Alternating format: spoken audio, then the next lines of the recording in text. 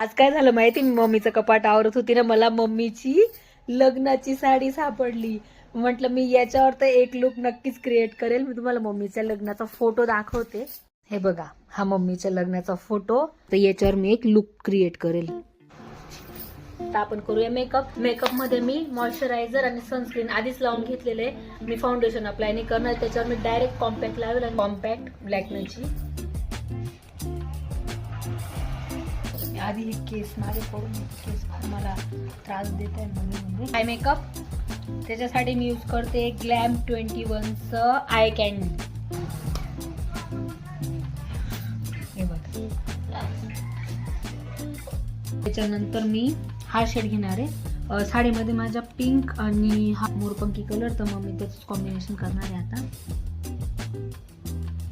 मी direct ही pink कलरची shimmer लावते. लॅक्मीचं काजळ आहे, आयलायनर, आता मस्कारा, आता ब्लशर.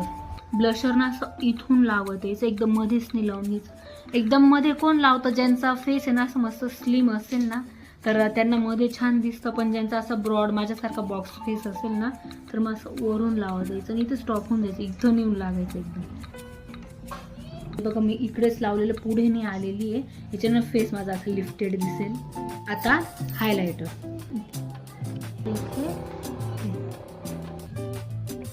कॉर्नरला लावायचं highlighter. Lakme forever matte lipstick आणि शेड आहे पर्पल पाउट 16. मला थोडी शाईन पाहिजे तर मग मी थोडंसं लिप ग्लॉस लावते. ओके, स्टाईल मध्ये गेली गाडी. तर हे स्टाईल मध्ये मी बट घालून घेतले, सिंपल. कानातले थोडेसे हेवी घालणार आहे. मी कानातले घालून घेते. पहिले ही काढायचे ना.